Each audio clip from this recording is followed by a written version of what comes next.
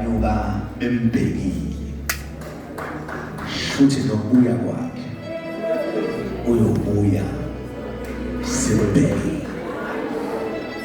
Ngakho iBhayibheli lithi onke amehlo ayombona, lithi ngisho abamgwazayo uma ebuya bayombona. But more than that, washintsha ifu walenza transport yakhe shuthi namhla ibuya, so itshela ukuthi ukuqhubeke kunamafu kanti sekunefu ahlezi phezu kwayo. Kulawo maqiniso lawo sibe kuwo ukuthi uJesu wethu uyabuya. More than that, akaze ehlebele muntu ukuthi namhlanje ngiyanyuka. Shuthi namhla ebuya akayohlebela muntu ukuthi namhlanje ngiyehla. So we believe ukuthi Jesus is coming back again. I'm not in the second coming, but when we look through eschatology, sibuka ngokubuya kwakhe buya, sibuka ama-generations iy'nhlupho. Lapho kuyinhlupho base siyahlukana kuya ngokuthi omunye i-school of thought yakhe ifikaphi. But ngokwami okuncanyana kuney'nhlupho engeke zisifice ey'saba nje ukuthi ibandla sesemhlabeni. So that's why I don't believe ekuthusweni izinhlupho zokugcina ukuthi sothengaphi, sethenga ngo-666. Ngokwami ngazi ukuthi ibandla uma lisesemhlabeni ukhona iy'nhlupho ey'banjile. Athi umbhali kaMathewu 24 athi lezo zinsuku zoba nzima kodwa ukube bezingafinyezwanga bengekusinde namunye. So kushuza amagama ngeke sayibona zonke iy'nhlupho thina esizobe sinyuka nayo. But lapha eschatology sengizohlala phansi kunale ngxenye ekuthiwa i-final judgment engithula uzokhuluma ngayo bese ngihlala phansi. Khona into esaya kuyo okuthiwa ukwehlulelwa.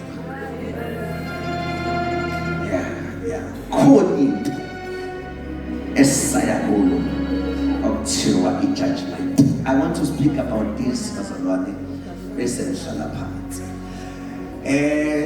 Siphile esikhathini esinzima bafundisi, umuntu ukhuza umuntu kuleyo ndlela ayihambi noma ushumayela iqiniso ukuthi lokhu nalokhu akuhlangani, ephuma umuntu ethi hayi sesiyahlulelwa. Manje uvele ungazi noma igama angalazi ukuthi what is judgment, ngoba ngimtshela iqiniso nje ukuthi onjena akayi la isiyakhona. That is not a judgment, that is a fact. Ukuthi akwazi ukuhamba nemsamo ukholelwe kwabaphansi ube futhi uthi uyala isiyakhona. Awukwazi bazalwane ukuba yikholwa elidlala utshwala kodwa lithi siyala esiyakhona, elithi izwi lakhe idalwa ney'mpilo zingaphandle kombuso. Siphila-ke kwisikhathi la khona ozwa sekubhalwa-ke kuthiwa hayi besehlulela, kanti kukhuluma nje ukuthi abakwazi abantu abangongqindile abathandana ngobulili obufanayo ukuthi afike kubhujiswe uSodoma neGomora maseko bethi baya kulelo zulu. That is a fact. Uma sikhuluma i-judgment ayinayo imesi. I-judgment ayinawo umnyango ukuthi usengashintsha. So njalo uzwa kushayelwa ungasho sekuyajajwa. Ngoba i-judgment it's a last event. Futhi okubese kuthiwa ayisekho into ongayenza. This is a judgment. I want to present inhlobo eziwu-3 zokwehlulela bese ngihlala phansi. I discovered ukuthi i-judgment yobehlukene kathathu. I want to present those bese ngihlala phansi. Indlela engibamfishana ngayo mhlawumbe even 10-15 minutes I will be done. Bakhona ongangifundela ku-microphone just so they're ready to read for me. There are 3 judgments that we're going to face. 3 judgments that we're going to face. Early judgment, look at 2 Corinthians chapter 5, verse number 10. I'm just naming them. Verse number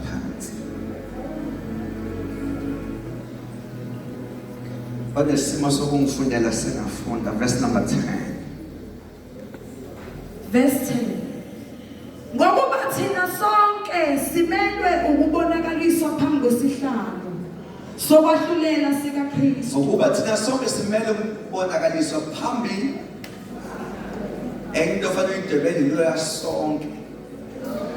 Should the judgment delay the first class ifaka everybody.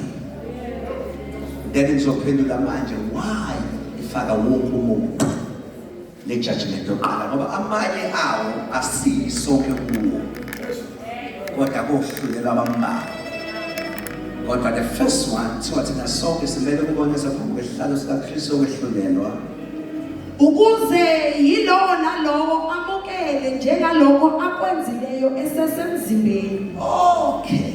Should the first judgment is a judgment concerning our bodies.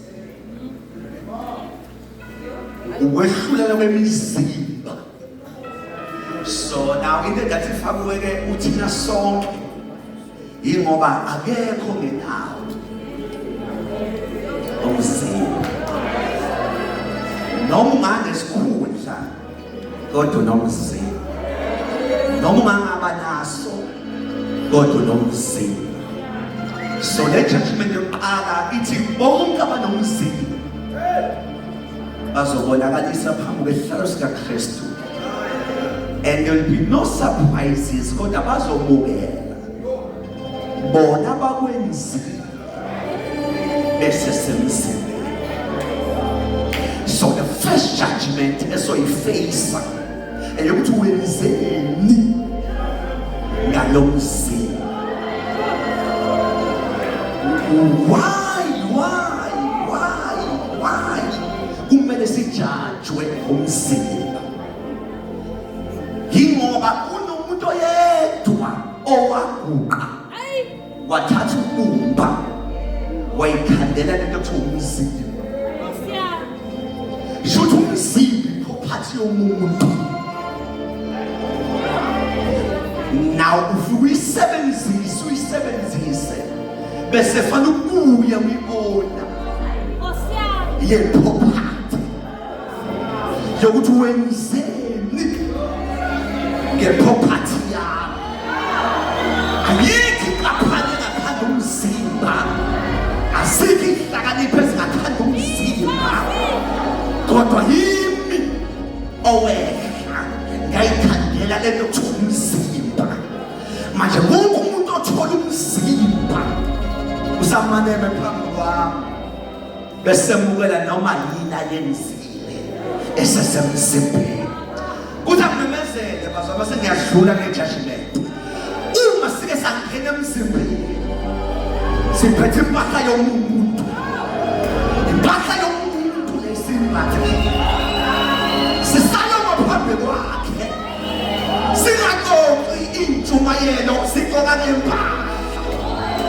Singaxoxi ngendumiso sobe sikhuluma ngempahla ukuthi ngakunika umzimba for 70 years, abanye for 50 years, abanye for 20 years.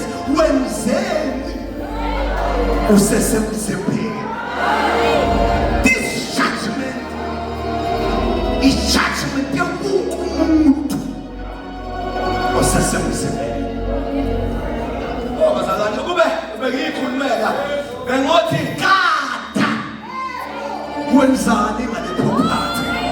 Noma ukhuluma khona lapho singaphawuli khona. Inhliziyo ifuna ukuphawula kodwa siswala umlomo singaphawula ngawo ngoba lo wethu property yomuntu.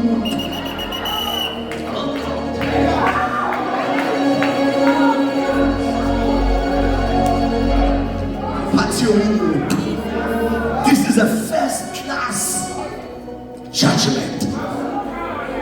Wokumuntu osemzimbeni. Sike saphila kwenye isikhathi enkolo ethi hayi mina ngikholwa ngomoya kodwa umzimba nawo ufuna ukwenyama. With this judgment umnikazi wayo uyobethi wenze noma kuhle kodwa kufanele account noma kubi kumele account. Mhlawumbe khosetseni bakho ngathi abamele bathathu uthi uphethe iproperty yomuntu. Iproperty yomuntu.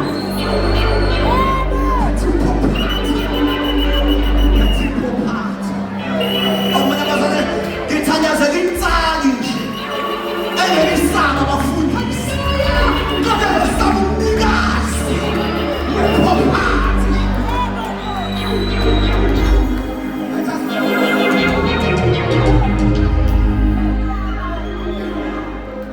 I just pray for them there.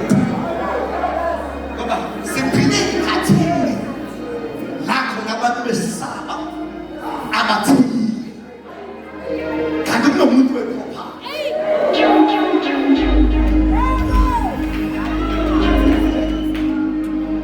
Sengisho ngilingeka kuJoseph umebanjwa yiqueen.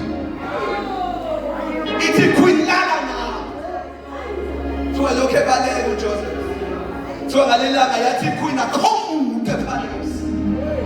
Kwaqala ukhuluma nomfana obona umuntu ongabona. Wathi nomfana akhomuke phansi kodwa ukhona khona. Akhomuke ulale wotela kodwa ukhona khona. Akhomuke siwabaleka washiya ibhanti ngenxa yeproperty yomuntu.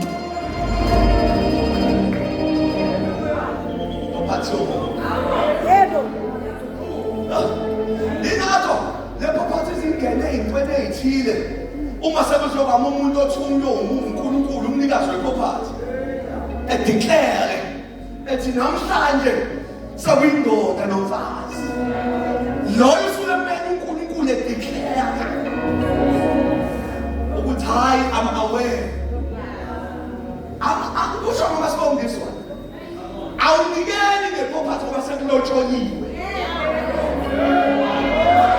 Amalobolo into yomndeni kodwa masewuyisevisi umfundisi noma ngabe ntandela lincane kodwa umele uNkulunkulu ngalelo langa ethi namhlanje I give you the permission ukuthi ulotsholwe akukuniki imvume iproperty yomuntu.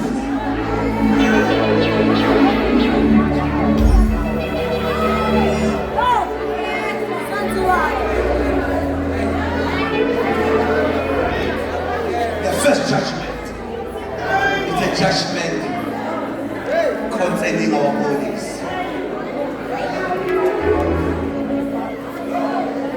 Concerning our bodies.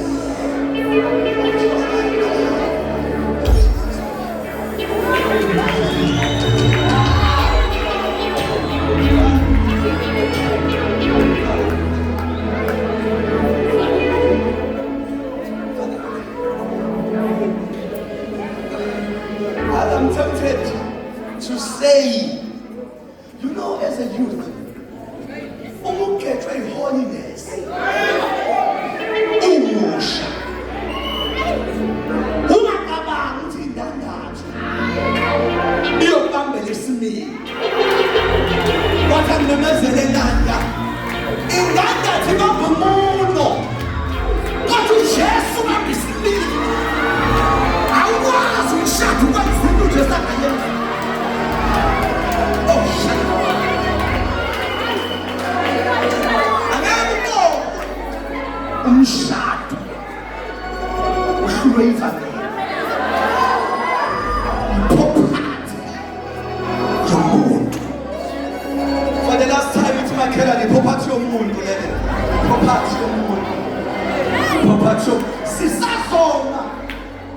phambi kwakhe.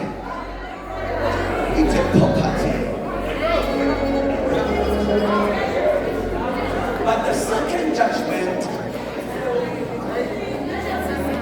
Corinthians, Hebrews 13, the second kind of judgment. Hebrews 13, verse number 17.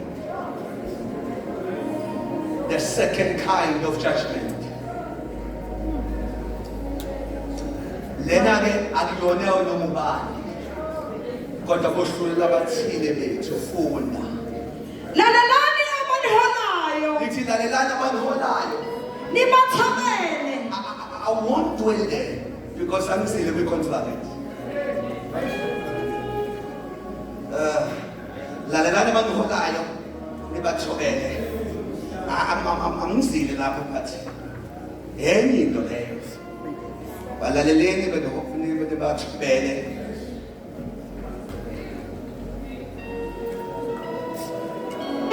No, bengaqhubeka la. Ukuthi it's a carelessness ukuhlala kumfundisi ongamhloniphi. Ngoba there is no weight ephoqayo ukuthi hlala kumuphi umfundisi. Ubeke kwaba yi-free will ukhetha isonto ukuze ungahlali ugcine usuyigqokela isiqalekiso la i-honor ongayiboni khona. Sombona ubona uma ungayibona uphume uyena noyibona khona. Ungazi ungene endabeni ezokulandela into enzima even for your generation. I don't want to go ukuthi unabantu abangabangcwatshwa esontweni. Kadebelwa the man of God Moses. Kwavuleka umhlabathi enkonzweni. Siyazi masifuna amahubo sibona ihloko zisa amadodana akakhokha obaba babo kokhoka wangama elders so kanti azogcina efuna ukulwa the man of God. uThixo wavele wabangcwaba phambi kwe-man of God bangena yaphela yonke into ngabo. But I'm not there. But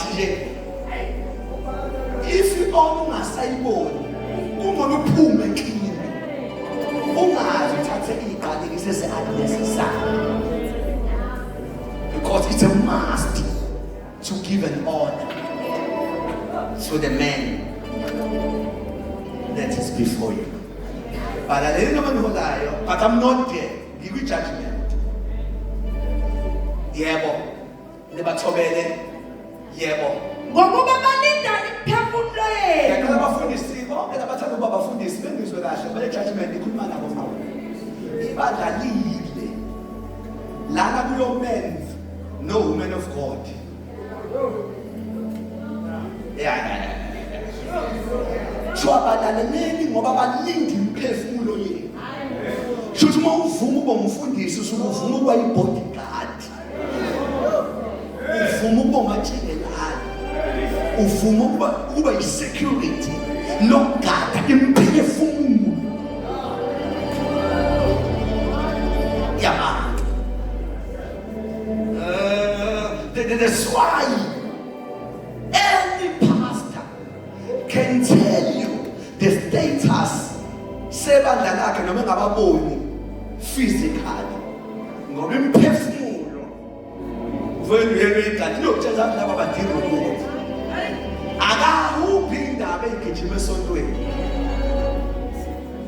bese thola isimo njengoba kade imphefumulo uwazi kahle noma ngeke khomba ubani kodwa kunenkinga nenje ngoba kulinda imphefumulo.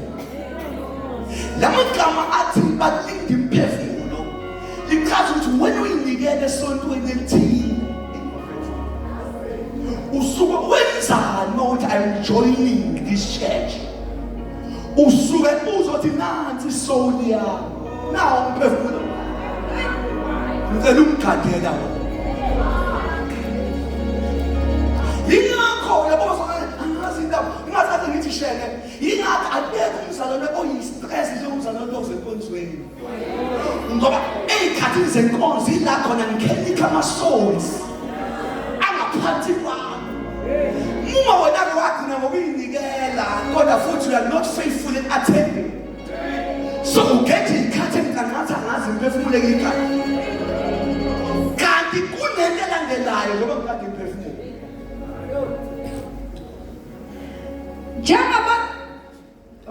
ngokuba balinde imiphefumulo yenu njengabazokulandiswa ngayo. Umzalwane ngeke buzwe ngomphefumulo wakho kodwa umholi will give an account yokuthi ubanezebe nje kwenzeke kanjani uphakile. Yes, what he said. And in Bible in verse bazolanda phambi ukuthi uyophiwa ithuba ngoba engajahiwe ukuthi ezebe nje usisubane ubabukani wenze njani wena okade umdala abafethu kodwa lento kufundisa kuyona nje yokuhlala phambili ineni enzima yokuthi sisazoma singameli into yethu kodwa simele ekade sibagadi ngiyazi ngenzeka kube nomuntu ozongena esilingweni sokubona sengathi fashion ubomfundisi. This is not a fashion, this is not a status, but this is a call. This is a call from above. Asiyenzeli imali le, asiyenzeli udumo le, kodwa siyenzela masifika phambi kwakhe ethi landa kwenzeka nini ngobani bese ugiva le-account. Now akusho ukuthi uma uphethe abantu bonke bazoya ezulwini kodwa to give an account kube kuthiwa weshele eze lahleke yini owayisho eyimkhuza kuleyo. Uma uke watholakala intshumayelo yakho eyayishaya lento yena kodwa waqhubeka izulu lokukhulula ngoba uyenzile ijuthi yomlindo wakhukhuza idecision yokushintsha yomzalwane.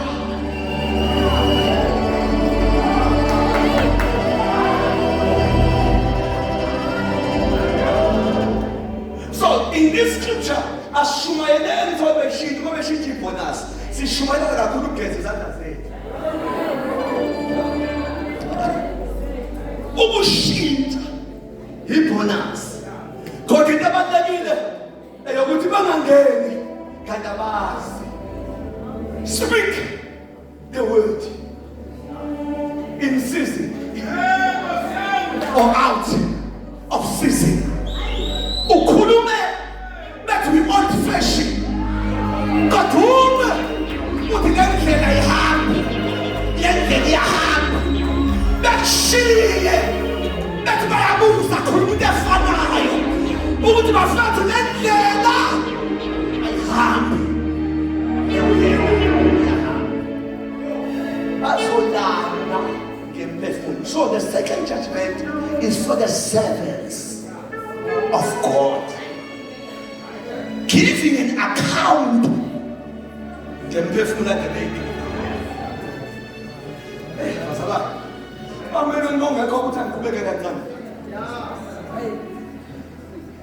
Isoul ayibelongi kuwe, ibelonga la ukhonza khona.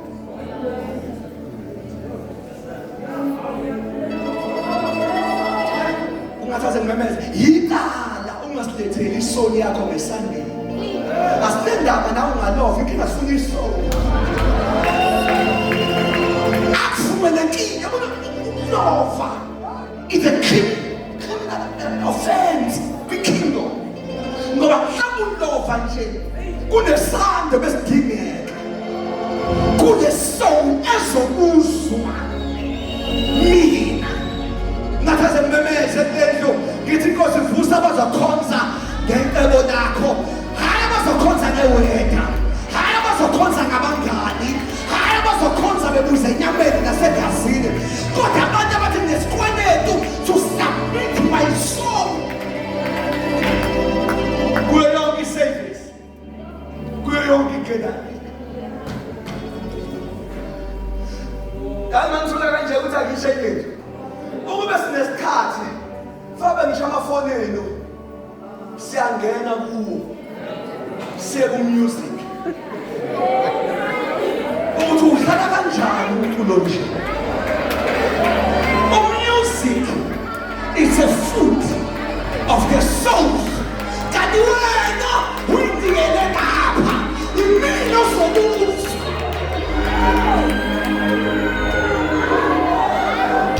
Abanikho kodwa bengile uma yathenga ingubo awukwazi ukubuza umfundisi. Ingubo ayimbathisa usoul, ingubo imbathisa ubhodi, kanti ubhodi ngeke ubuswe mina. Kodwa muzodlala ingoma fana uyibusa ubaba ngayidlala ingoma enje, umama ngayidlala ingoma enje, ngoba ngikwazi ukufika my soul ngeke phambili ne-altar engiseva kuwo.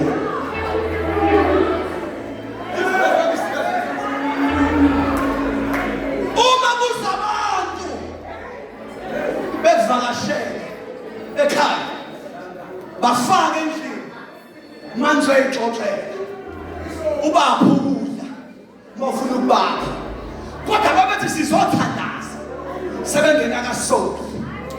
Ikhono elikhulile lithi manini ngibuza umfundisi wami ngingalibhedela nizothandaza lapho, ngoba into kaSoul ayikho ezenzweni zami, kodwa ilapho engikhonza khona. KwaSoul sinamakhono afellowship la wena ungekuye khona. How can you go to the place where your father cannot go? Ngoba njengoba uya laphaya awuyi kodwa inyama, uzokodla umphefumulo, kanti wawuthini oyinikela lapha.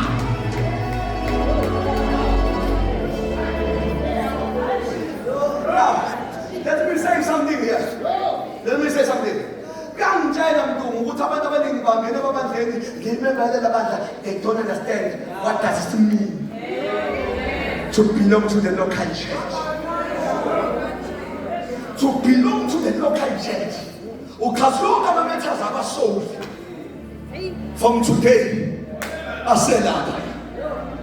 Uma kunento edinga ukuthandazelwa bobona laphaya, uma kunento edinga ukumbuza awukwazi ukusukela wena hayi usaya lapha yana ngivakashe ngoba ngifuna ukukhula enkosini. Uyokhulisa isoul kodwa egadwe lapha. Noma sinabo abantu abathi bakhonza baphethwe kanti bakusho ngeyindebe bathi bayiphethe.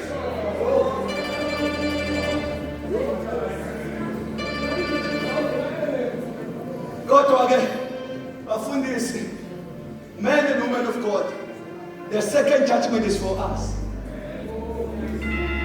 Bonke abanye basale lapha number 1 ngoba vele kubuya wonke umuntu onomzimba.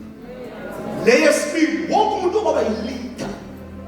Fanazi usengelinye ibhanje aselifakile lokuthi ngizophinda ngidlule kule judgment ngojajwa ngabo bonke abantu ebengibaphethe. Ingxaki yami apha ukho bafundisa akusho bazalwane, angisazi noma ngingabafundisi nonke la endlini.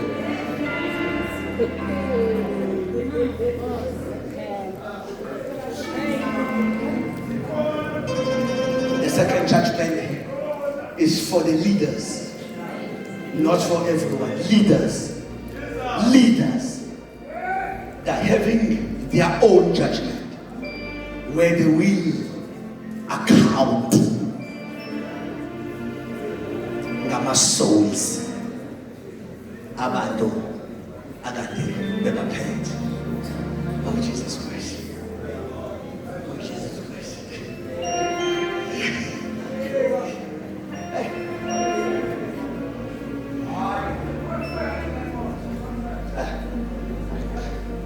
Yeah. Ingakho ibafundise ngikhulumele nje. Ayikho umhlaba njengokuthi intshumayelo ngesonto ikhanda emnyango. That means the level of disobedience in your corner. And one of another thing in danger ngabafundisi uma beya invitation but wasting the flesh. Kodwa abantu bakha ukuzwa ngabo uthatha noma yini. I can't respect my invitation over my church. I'm miscalled. Nayenza umfudumeza uma ngimenyiwe. Not so much. Anengizwanga kodwa. I won't be asked my invitations. Kunalabantu engiphiwe bona. Kodwa laba angibalinde. So kuthi qala iviki ngicabanga bona. Kuqhubeka iviki ngiyaphoka ishinto. Kosha isande ngena naye. Ningayikhamba eminyango eyabantu. Not my church. Because it's a disease. Ukuhlonipha invitation over your church.